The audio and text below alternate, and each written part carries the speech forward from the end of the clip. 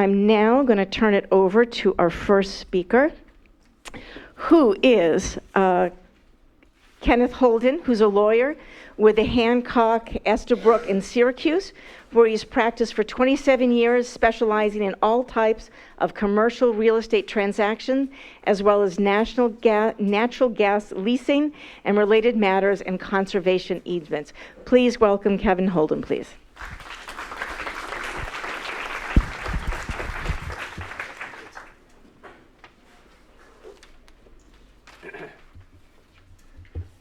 Thank you, Sharon. Is this on? Yes. Okay, great. Everybody hear me okay? Great. I mentioned to a few people here that in the late 70s, I spent about a year and a half in Ithaca as a waiter at Old Port Harbor Restaurant. A lot of fond memories. I just hope the guy I spilled that glass of ice water on 30 years ago is not here tonight, because if I can still remember him, I don't think he's forgotten me. I've been asked tonight to talk about compulsory integration under current law. But before I do that, I'm going to talk for just a couple of minutes about the concepts governing natural gas production prior to the enactment of our current statutes, because I think that perspective helps enormously in understanding our current law. At one time in New York, as in many states, the ownership of subterranean gas was determined by the common law of capture, sometimes referred to as the rule of capture. Under the law of capture, gas produced by a well became the personal property of the owner of the land on which the well was located. So it was a pretty simple concept. You drill a well on your property, whatever comes up through that well is yours. The problem, of course, is that gas is migratory. Its location is based upon geology and not boundary lines or tax parcels. And depending on the formation that it's in, gas can travel quite a distance to the low pressure created by a well. So with regard to any given well, there's a good chance that that well will be extracting gas not only from underneath the parcel that it's located on, but from underneath adjoining properties owned by other individuals or entities. And under pure law of capture, there was no mechanism, there was no obligation to compensate those adjoining property owners for the gas that's taken from their property by the neighboring well. So it wasn't a very fair concept by which to govern natural gas production. And for the same reason, it wasn't very efficient, because under law of capture, if, for example, someone were to drill a well on a relatively small piece of property, the neighbors would have two choices.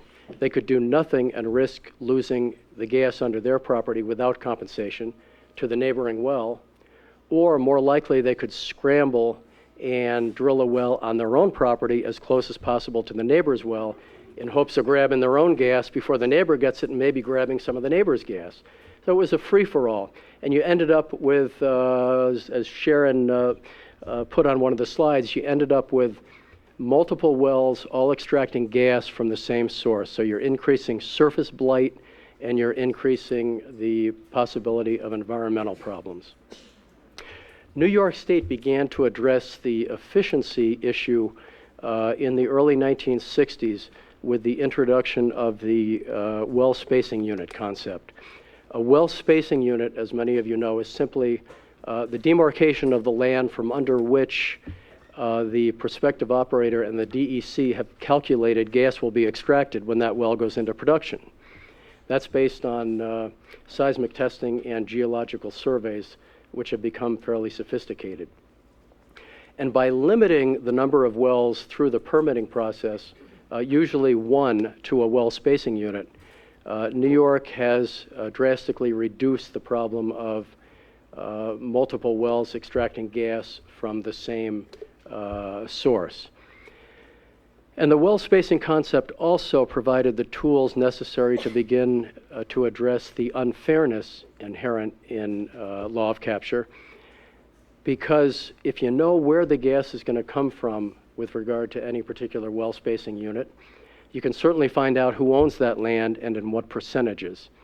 So now you've got the information necessary to invoke a formula by which to compensate those property owners who are losing their gas to the one well in the well spacing unit. So the well spacing unit addressed and solved some problems, but it also created a big question, and that is, what do you do when some of the owners of the land in the well spacing unit want to see production, they want to sell their gas, and the remaining owners do not? One logical answer to that, of course, is that you do nothing. You don't issue a well drilling permit in the well spacing unit unless everybody wants to sell their gas. That, as you know, is not the path that New York chose. New York chose instead to incorporate compulsory integration into the statutes. And that brings us to the topic tonight, compulsory integration under current law. You'll have to bear with me. I'm going to be drinking a lot of water. I'm at the end of a cold and my throat is not cooperating.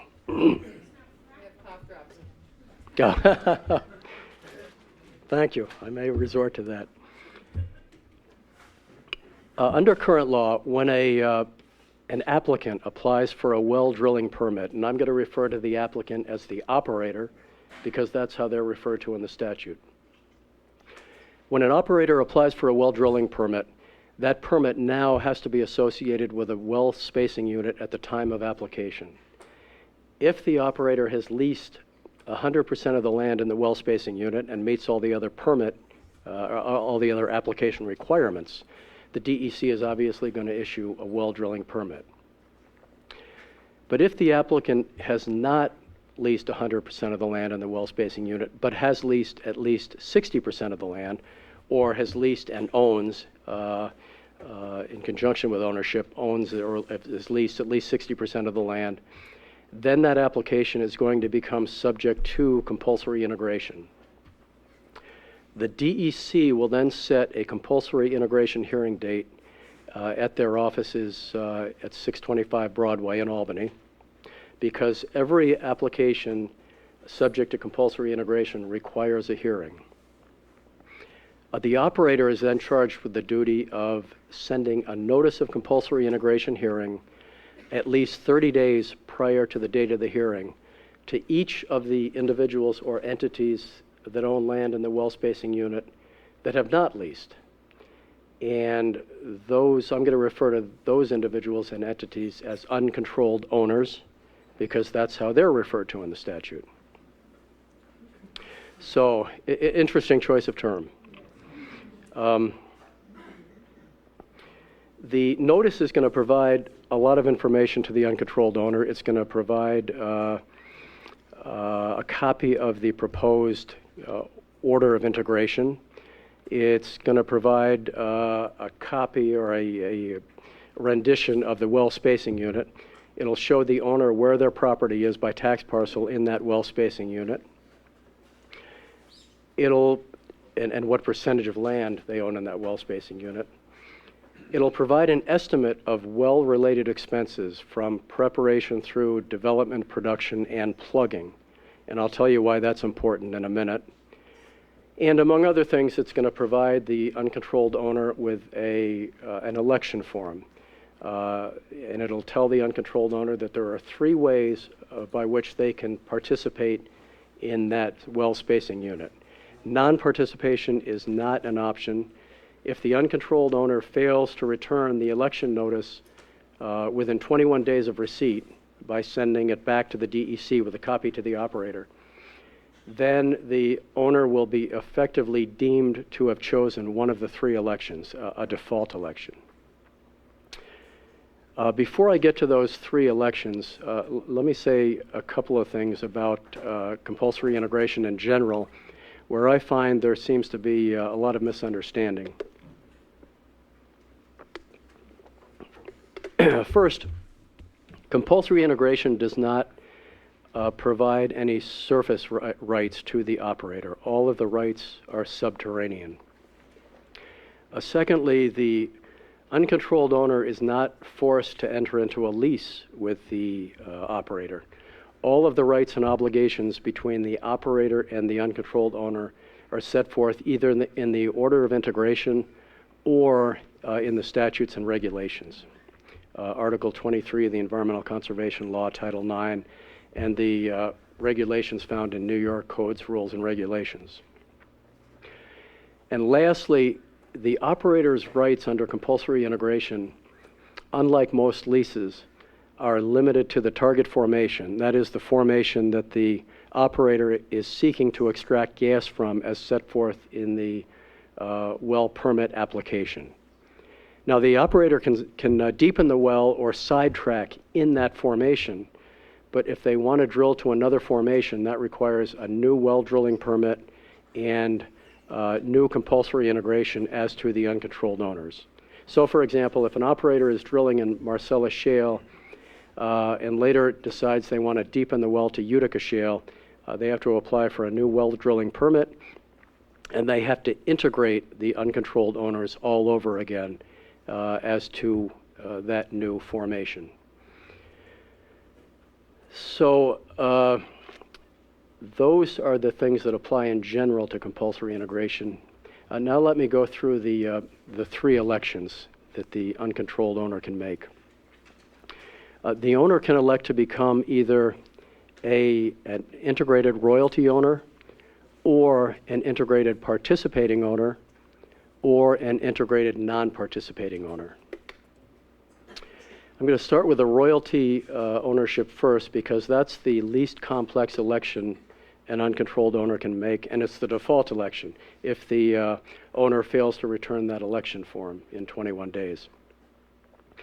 As a royalty owner, the uncontrolled owner is going to receive a royalty based on the proceeds of the sale of the gas from that well spacing unit. The royalty is going to be effectively the lowest royalty negotiated by anyone who has leased land in that well spacing unit. The statute says or 12.5%, whichever is higher, but under current law, no one can lease for less than 12.5%. So let me set up an example, not so much for this election. It's pretty straightforward, but I'll carry it through to the other two elections. Let's say you've got 10 acres in a 100-acre well spacing unit. You've been integrated, and you have chosen to become a royalty owner, or you defaulted. And let's say there are 3 individuals who own land in the well spacing unit who have leased to the operator. 2 leased at 15%, 1 leased at 12.5%. You're going to receive 12.5% royalty times your pro rata share of land in the well spacing unit, 10%, or 1.25% of the proceeds from the sale of the gas in that well spacing unit, less certain enumerated expenses that the operator is entitled to deduct from the top that run basically to preparation of the gas and taking it to market. So that's the royalty ownership, the default election. And now I'm going to jump to the most complex election you can make, and that is as a participating owner. As a participating owner, you are really entering into a financial partnership with the operator. A participating owner is responsible for his or her pro rata share of all well-related expenses. You're responsible for the actual expenses, not just the estimated expenses, but you need to pay in cash by the date of the compulsory integration hearing your pro rata share of expenses, and that's why you got the estimate for the well-related expenses at the time of the compulsory integration notice. That money is at risk. If the well fails, you lose it. If the well underperforms, you're going to share in the loss with the operator. And why would anyone choose that election? Because when the well begins producing, instead of getting simply a royalty, you would receive your full pro rata share of the proceeds from the sale of the gas from that well. And it can be a substantial amount of money if it's a good well.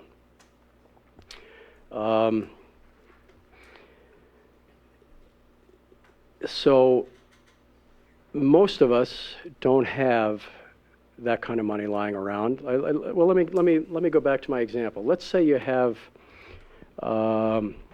same example, you got 10 acres and a 100-acre well spacing unit. You got 10% of the unit. Let's say the estimated well-related expenses is $1.5 million. As a participating owner, you need to come up with $150,000 by the date of the compulsory integration hearing if you choose that election. So you got a little over 30 days to do that. Most of us obviously don't have that money laying around, that kind of money, and even if we did, we wouldn't want to speculate in a well because we can't spread our risk over a lot of wells like the operator does.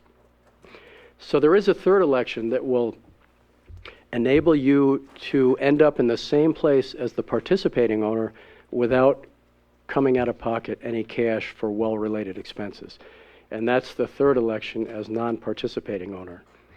As a non-participating owner, the operator is required by statute, if you choose that election, the operator fronts your pro rata share of well-related expenses. And for doing that, when the well begins producing, the operator is entitled to keep from what would have been your proceeds an amount equal to your pro rata share of expenses, of course, to pay back the operator, plus an additional 2 times that amount.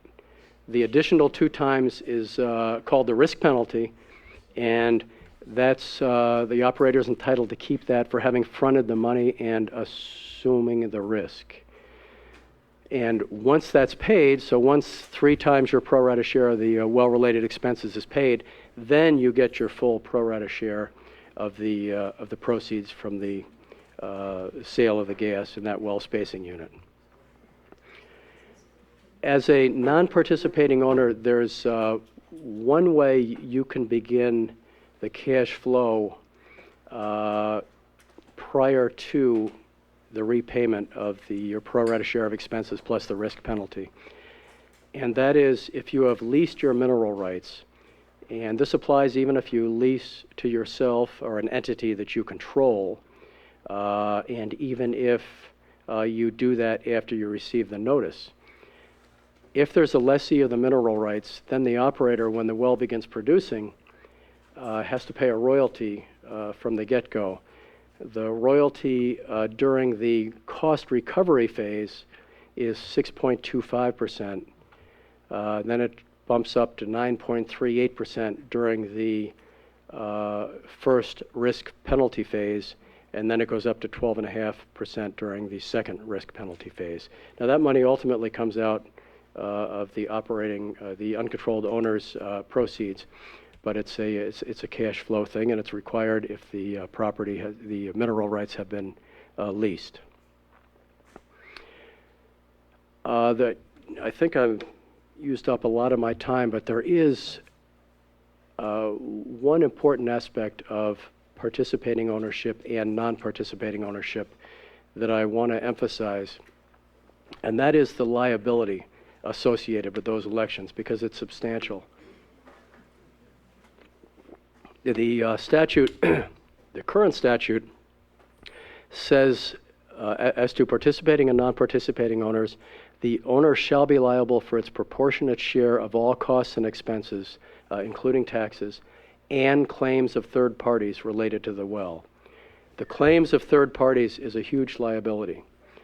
And there isn't a lot of legislative history that I found on it, but if you look at the statute governing royalty ownership, there's a section in the statute that specifically exempts royalty owners from liability, including liability of third parties related to personal property damage and personal injury. So it's an expansive liability.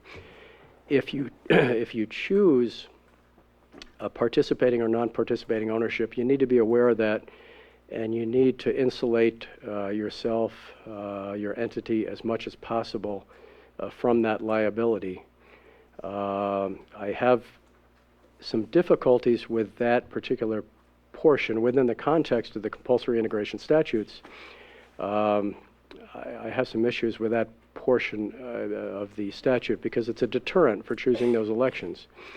And if we are going to have compulsory integration, non-participating ownership is a viable election in terms of increasing the landowner's proceeds from the sale of the gas.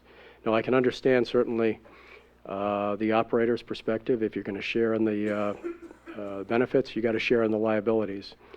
But from my view, the landowner doesn't have any control over that well, and any damage or injury that results from that well is going to be from the actions of the operator. And as a practical matter, the operator either has to be self-insured or have commercial coverage, liability insurance coverage for all of that anyway.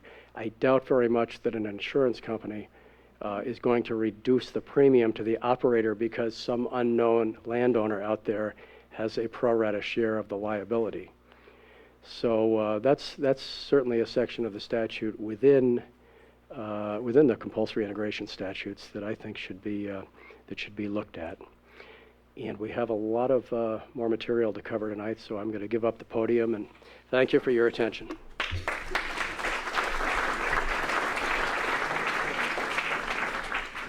Thank you, Kenneth.